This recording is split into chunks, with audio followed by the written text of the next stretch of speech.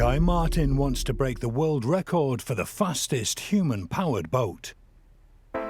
Both designs he's building aim to use hydrofoils to lift their hulls out of the water, a technology that dates back to the last century. An early pioneer was one of the world's most famous inventors. Alexander Graham Bell. Everyone knows Alexander Graham Bell. You have to do that at primary school, don't you? Primary school, like he invented the telephone. Anyway, he came up with that. You see it, boy? The HD4. And that was 1919. I mean, he wouldn't go on the craft. The crafts he's designed, he was very frightened. He was a very frightened old boy. That's bloody 300 horsepower plane engines doing 70 odd mile an hour through the water. The fastest water-going craft of the time. Hey, that's impressive, that.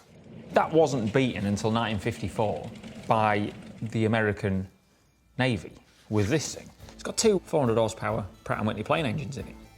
You see? Gyros on, ready for takeoff. The US Navy then developed Pegasus-class attack boats.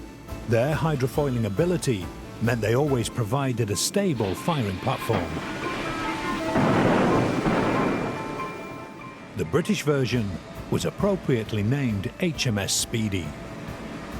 I'm still looking at it now. Why hasn't it caught on? Because it's not caught on. That's why someone like me don't really know about it. It hasn't really caught on, has it? The fact is, foils require expensive regular maintenance, because even the slightest blemish or dent on the wing surface affects performance. Today, the only hydrofoils in high-profile use are ferries to the islands off the south coast of Japan, or fast racing boats like the Rocket Moths, designed by boat builder Mike Cook. Today, he's carrying out a trial run of Guy's Plan B machine with his friend Dylan Fletcher, an Olympic sailor for Team GB. If I don't balance it, it will just roll, I think. The boat foils successfully at 8 miles per hour and practically takes off at 19. But some fine-tuning will be needed before the boat's next time in the water at the official record attempt. It's going to need the outriggers.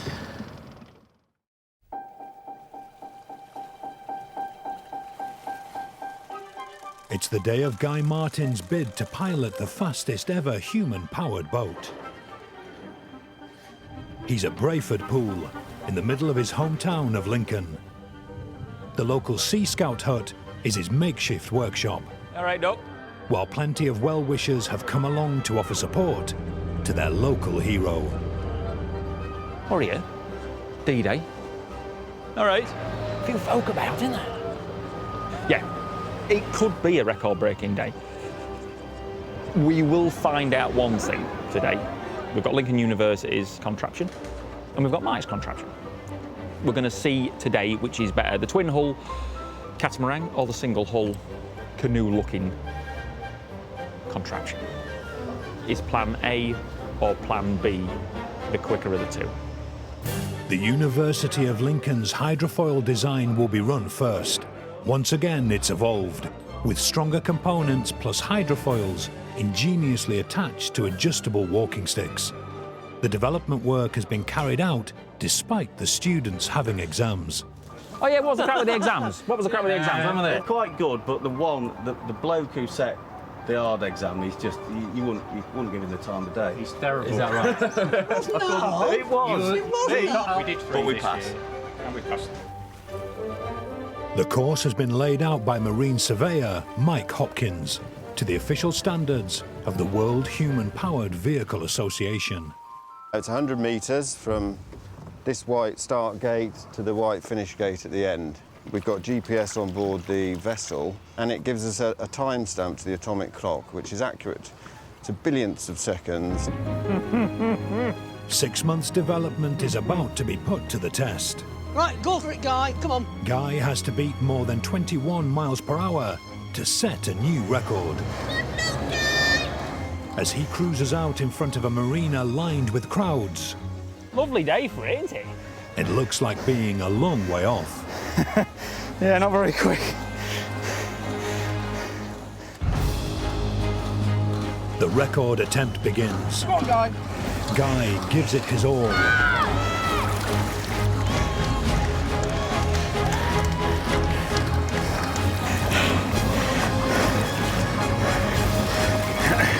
100 metres later, it's all over. There was no sign of hydrofoiling. I'll turn round, eh? He pedals back, dejected and exhausted.